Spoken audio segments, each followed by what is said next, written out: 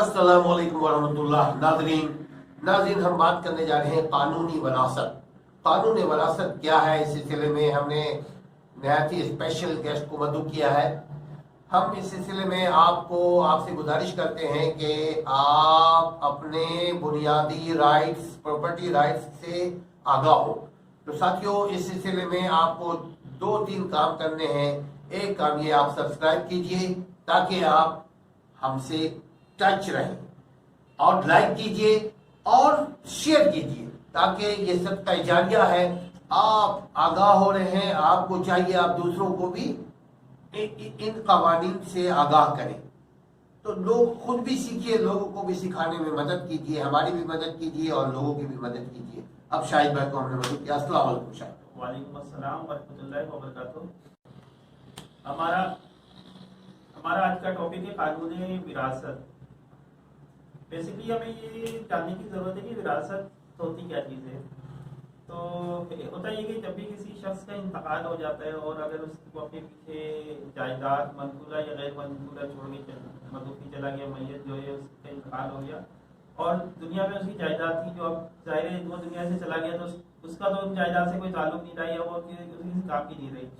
ये जायदाद आपकी उसकी बैंक अकाउंट की शक्ल में भी हो सकती है, हो सकता है कि शेयर सर्टिफिकेट्स भी हों, स्टॉक्स में भी इन्वेस्टमेंट हो सकती है, हो सकता है कि उसने किसी को लोन दिया हो या और कोई चीज़ हो।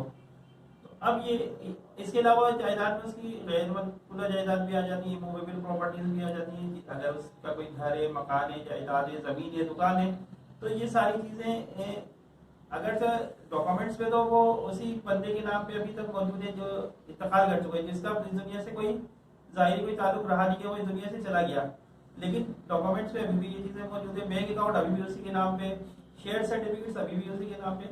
अब इशू ये आता है कि जैसे ही वारिसान अगर बैंक अकाउंट में जाए और बताएंगे हमारे फलाना शख्स का इंतकाल हो गया और ये जायदाद है, हम उसके वारिसान हैं, तो बैंक वाले उससे कहते हैं कि भाई आप कानूनी तकाजे पूरे करो, अदरवाइज वो पैसे होल्ड हो जाते हैं। अब बेशक जितनी भी अमाउंट हो और आपको वारिसान को जितनी भी जरूरत हो वो उस वक्त तक नहीं मिलेगी जब तक कि कानूनी तकाजे पूरे नहीं हो जाते।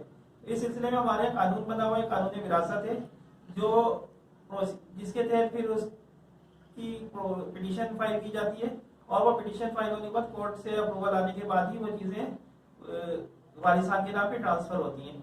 इसका तरीकेकार ये होता है कि वारिसान जो भी है, वारिसान में से कोई एक या सारे वारिसान अगर मिल जाए तो उन्हें कोर्ट में पिटीशन फाइल करनी होती है। अब ये किस कोर्ट में आप फाइल करेंगे, ये पिटीशन फाइल होगी डिस्ट्रिक्ट जज की, डिस्ट्रिक्ट एंड सेशन जज की कोर्ट में आपने ये पिटीशन फाइल करनी है।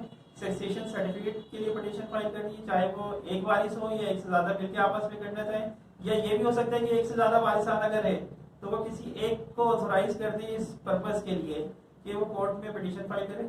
फिर ये होगा कि जैसे ही वो पिटीशन फाइल होती है तो फिर कोर्ट का अपना प्रोसेस स्टार्ट होता है, कोर्ट नोटिस देगी, एविडेंस कलेक्ट करेगी और सारी चीज़ों पे इन्वेस्टिगेशन होगी। सारी चीज़ों की कार्रवाई होने के बाद फिर कोर्ट एक इश्यू करेगी सक्सेशन सर्टिफिकेट।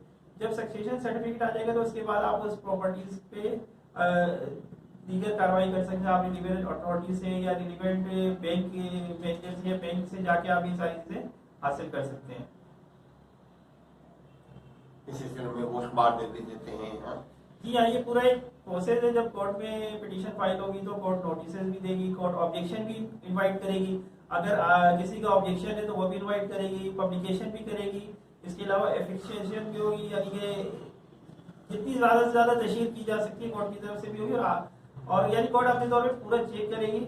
और इवन कि जब ये आपको दे देगी तब भी आपसे श्योरिटी लेगी कि आपके पास जो आपने जो चीज़ें दी हैं या जो आपने बयान किया है, जो स्टेटमेंट से आपने दिए, जिसके बिहाफ पे कोर्ट ने आपको ये सक्सेशन सर्टिफिकेट इशू किया, वो ट्रू और करेक्ट है। ऐसा ना हो कि फ्यूचर में अगर कभी ये चीज साबित होती है, दूसरा कोई वारिस आ गया या आपने कोई चीज हाइड की है, 4 वारिस आ गए, 3 ने कर दिया और एक का नाम ही छुपा दिया, तो ये सारी चीजें कोर्ट आपको उस सूरत में आपसे श्योरिटी देती है।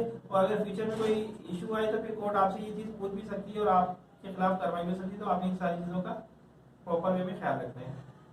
तो नाज़रीन, आप ये बहुत अहम इशू है, लिहाजा आप कोशिश कीजिए ये ऐसे में जो है बनाना, या जो वारिसीन है हम उनको ये सजेस्ट करते हैं जो लोग अभी जिंदा है कि अपनी जिंदगी में कोशिश करें कि اپنے جائیداد کو، اپنے املاک کو، اپنے پیسے کو بالکل وراثت نامہ تیار کر کے چلے جائیں، تاکہ ہمارے مرنے کے بعد ہمارے وارثین کل پرابلم کا شکار نہ ہو، عدالتوں کے دھکے نہ کھائیں، وکلاؤں کے پیچھے نہ رہیں، دوسرے ایجنسیوں کے پیچھے نہ رہیں، بینک کے مسئلے میں مسائل میں مبتلا نہ ہوں۔ ان کے جو بیوائیں ہیں یا جو ان کے وارثین ہیں، ان کو بھی چاہیے جو ابھی زندہ ہیں، آپس میں ایک دوسرے کے ساتھ گفتگو کریں، ایک دوسرے کے ساتھ شیئر کریں، اور کوشش یہ کریں اپنی زندگی میں تمام کاغذات، قانونی کاغذات پورے کریں۔ اور اس سلسلے میں پھر شاہد صاحب جو ہمیشہ ایک بات کرتے ہیں، پلیز اللہ کے لیے ایکسپرٹ سے رابطہ کریں۔ اگر وراثت نامہ بھی تیار کر رہے ہیں، کوشش کریں کہ وکیل سے کروائیں، ایکسپرٹ وکیل سے کروائیں، تاکہ ہمارے دنیا سے جانتے کہ کل نفس ذائقۃ الموت، ایک دن تو جانا ہے۔ تو بہتر یہ نہیں ہے کہ اپنے سامنے اپنی زندگی میں ساری معاملات جو ہیں، قانونی معاملات جو ہیں، اگر ہمارے پاس بہت جائیداد ہے، بہت پیسے ہیں، تو ہم اپنی زندگی میں ساری چیزوں کو ایک سسٹم میں لا کر چلے جائیں۔ کیوں شاہد بھائی؟ بالکل آپ نے صحیح فرمایا، ان چیزوں کا بالکل خیال رکھیں، خاص طور پہ جو آپ نے بات کی، اور یہ میں بھی ہر سیشن میں یہ بات کرتا ہوں کہ جتنی بھی ڈاکومنٹیشن ہے، چاہے وہ ٹیکس کی ہو، چاہے وہ پراپرٹیز کی ہو، ابھی ہم نے اس سے پہلے ہم نے پاور آف اٹارنی کی بات کی، آپ ساری چیزوں میں ایکسپرٹ سے، لیگل کنسلٹنٹ سے، جو لیگل جن کو نالج ہو، جن کو قوانین پہ عبور حاصل ہو، ان سے رابطہ کریں، کسی ویسے چلتے پھرتے کسی سے نہ بنوائیں چیزیں، تاکہ آپ کو یا آپ کے وارثان کو یا آپ سے ریلیٹڈ لوگوں کو بعد میں کوئی پرابلم نہ ہو۔ ہمیں اس سلسلے میں اگر مزید کچھ معلومات آپ حاصل کرنا چاہتے ہیں تو آپ ہمیں مطلع کیجیے۔ دیکھیے بہت آسان طریقہ ہے، کمنٹ باکس میں جا کر کے آپ اپنا فون نمبر بھی اگر دے دیں گے تو ہم انشاءاللہ تعالیٰ کال بیک کریں گے آپ کو۔ کوشش کیجیے شیئر بھی کریں، یہ بھی صدقہ جاریہ ہے علم کو پھیلانا۔ آپ ہمارا ساتھ دیجیے، اللہ آپ کا ساتھ دے گا۔ السلام علیکم ورحمۃ اللہ۔